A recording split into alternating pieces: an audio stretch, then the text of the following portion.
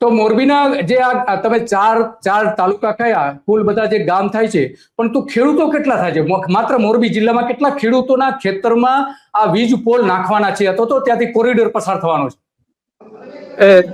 દિલીપભાઈ, એમાં એક્ઝેક્ટ શું છે કે કંપની જયારે છાપામાં પબ્લિક નોટિસ આપે છે એમાં ફક્ત ગામના નામ લખે છે.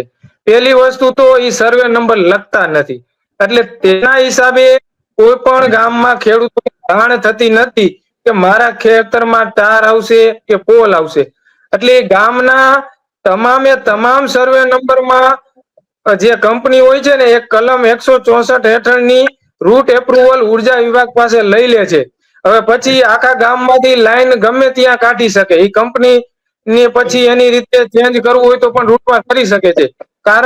કારણ કે આખા ગામના તમામ સર્વે નંબરની મંજૂરી એકી સાથે લઈ લે. ઓકે, બરાબર છે, એકી સાથે લઈ લે છે બધા. તો ખેડૂતોને નોટિસ આપવામાં નથી આવતી? ના, હજી તો કહેવાય ને છાપામાં પબ્લિક નોટિસ આવેલી છે. ત્યાં પછી 60 દિવસના સમયમાં વાંધા રજૂ કરવાનો સમય છે એ 11/4/2026 ના રોજ એની છેલ્લી તારીખ છે.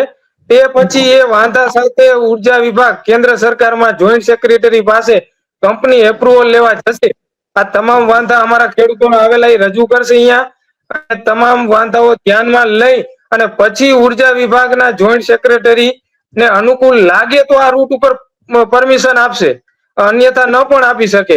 એટલે મેજોરિટી અમારા મોરબી જિલ્લાના 67 ગામના દરેક ખેડૂતોએ એ જ વાંધો લીધો છે કે આ લાઈન માટે વૈકલ્પિક રૂટ કચ્છનું નાના રણની સરકારી ખરાવા જમીન હોવા છતાં તમે અમારી ફળદ્રુપ જમીનમાં શું કામ આવો છો? બરાબર. શું કંપનીને ભવિષ્યમાં જેવી રીતે ખાવડાની બાજુમાં રણમાં સોલાર અને પવનચક્કી ફીટ કરી અને વીજળી ઉત્પન્ન કરી અને વેચવા માટે જમીન ફાળવેલી, તેવી જ રીતે કચ્છના નાના રણની પણ જમીન જોઈએ છે. તેના થઈને અત્યારે કઈ નથી પસાર કરતા. શું ભવિષ્યમાં કંપનીને એ પણ જમીન સરકાર પાસેથી લેવી છે કચ્છના નાના રણની? બરાબર છે. ઓકે ઓકે, તો હવે આપણે અરુણભાઈ પાસે આવીશું. અરુણભાઈ, શું તમારી શું સમસ્યા છે એ વાત કરશો? તમે અદાણીની ઓફિસ પર ગયા હતા? હા દિલીપભાઈ, અદાણીની ઓફિસ ઉપર ગયા હતા. પછી લોકોને કીધું કે અતુલસિંહ તમારા કેપીએસ ખાવડા 3 ડાયરેક્ટરને મળવું છે. તો એમ કીધું કે ન મળે. તો અમને 13મા માળે જવાનો દીધા, નીચે 4 કલાક બેસાડી રાખ્યા. પછી કીધું કે અતુલસિંહ નહીં મળે. પછી એને નીચેનો માણસ આવ્યો, પછી એને વાત કરી કે હું તમે વાંધા રજૂ કરી દીધા, તમે તમારું સર્વે નંબર બોલો. તો સર્વે નંબર તમે કીધું ગામ દીઠ દીધું છે નામ મારા તાલુકાનું, મારું ગામ વાઘપર. તો મારે બધા ખેડૂતનો વાંધો છે, એક નામ નહીં, સર્વે નંબર નહીં. તો એમને કીધું કે મળવા નહીં દી. તો પછી અમારે થોડીક સિક્યુરિટી સાથે થોડીક બોલાચાલી થઈ જાય અને એક વિડીયો ડિલીટ કરી દીધો. અને પછી એમના કોઈ આવ્યા, એક કેપી સંઘવીમાં ઓફિસમાં બેસાડીને પછી કીધું તમને સોલ્યુશન થઈ જશે તમારું, અને પછી આગળ તમને રૂટ મેપિંગ આપશું. અત્યારે અતુલસિંહ નહીં મળે. પછી એમને એમ કીધું કે ફોનમાં કોણ અધિકારી તમે બેસાડ્યો છે? તો કે ગમે તે બેસી શકે. તો ફોનમાં આપણને જવાબ મળે તો વ્યવસ્થિત જવાબ મળે નહીં. પછી ફોન ઉપાડવો તો ઉપાડે. પછી એમ કીધું કે આ છાપામાં કોને જાહેરાત આપી છે? તો કે ગવર્મેન્ટ નું કામ છે, અમારું નથી. તો ગવર્મેન્ટ આપણને છાપામાં જાહેરાત આપે તો એમાં જવાબદાર વ્યક્તિ કોણ? આવી રીતે તમે કોકનું ગામનું નામ નાખી દો, કોકના તાલુકાના ખેતરના નામ તો નાખતા નથી.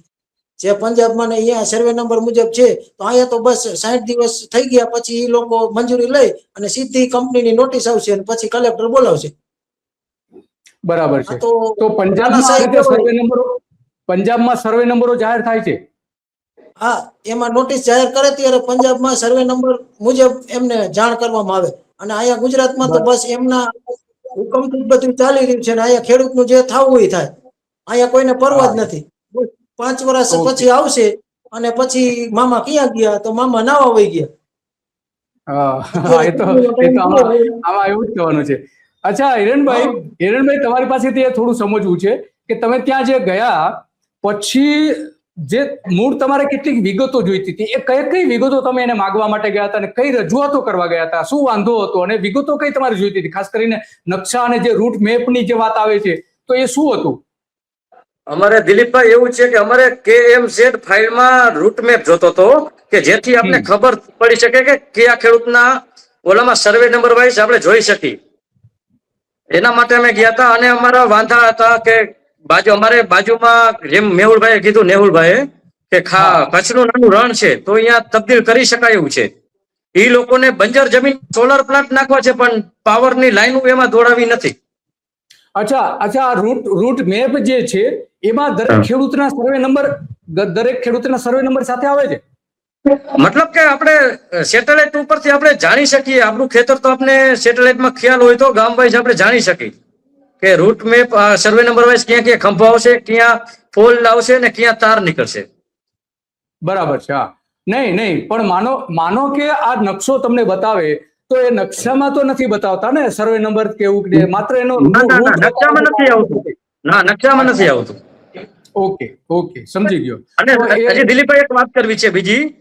હા, જે પબ્લિક નોટિસમાં જે નંબર આપ્યો છે ને, જે નંબર, હા, એ નંબર બાબતની અમે જે એક અધિકારી અમને મળ્યા હતા, એમને જે વાત કરી ને કે આ નંબર નથી લાગતો તો એના માટે અમારે શું કરવું, તો ત્યાંથી અમને એવો જવાબ મળ્યો કે તમે પોલીસ કમ્પ્લેન કરો. અમને એવું કહેવામાં આવ્યું અદાણીની ઓફિસમાંથી કે તમે આના માટે પોલીસ કમ્પ્લેન કરો, નંબર માટે, એવું કહેવામાં આવ્યું. અચ્છા, પોલીસ ફરિયાદ કરો, નંબર માટે પોલીસ ફરિયાદ કરો. અચ્છા, હા, પોલીસ માટે, હા, નંબર માટે પોલીસ ફરિયાદ કરો એવું કહેવામાં આવ્યું. જો નંબર નથી લાગતો તમારે તો અમને ન ખબર હોય, તમે પોલીસ કમ્પ્લેન કરો, એવું કહેવામાં આવ્યું. બરાબર છે. તો પછી પોલીસ ફરિયાદ તો કઈ રીતે એમાં પછી થઈ શકે છે? આ રીતનું જો હોય તો કઈ રીતે થઈ શકે છે? તો પછી હવે તો આ તમારે ત્યાં જે રૂટ મેપ માંગવા ગયા હતા એ તો આપ્યા નથી. કોઈ ખેડૂતોને આજ સુધી નથી જ આપ્યો. આપણે જાણીએ છીએ કે એનો ખેડૂતોને મોટાભાગના ખેડૂતોને નથી આપ્યા. તો હવે શું કરવાના? હવે તો અમે અત્યારે વાંધા લીધા છે. અમારે એવી ટ્રાય છે કે જાજા મેલ થાય અને જ્યારે CRCC માં લાયસન્સ લેવા જાય ત્યારે ન મળે એવી ટ્રાય છે અમારી. અચ્છા, ઓકે, એવા પ્રયત્નો છે. અને ત્યાં બધા ખેડૂતો સંગઠિત થઈ રહ્યા છે? હા, ખેડૂતો અત્યારે, કારણ કે દિલીપભાઈ હજી તો આવી 15 લાઈન બીજી આવવાની છે એટલે ખેડૂત સંગઠિત થવાના.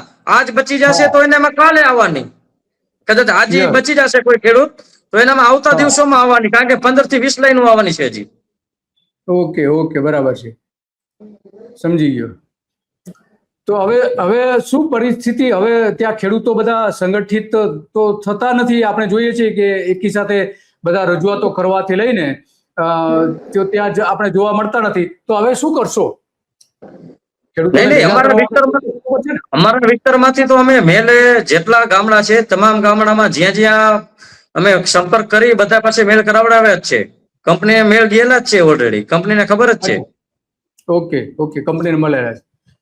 તો હા, તમે ઘણી બધી વિગતો આપી અને રજૂઆતો પણ કરી અને હિંમતપૂર્વક અદાણીની ઓફિસમાં ઘૂસી જઈને તમે તમારો હક માંગવાનો પ્રયત્ન કર્યો. બાકી આ અદાણી છે સાંભળતી નથી, કોઈ પણ નથી સાંભળતી.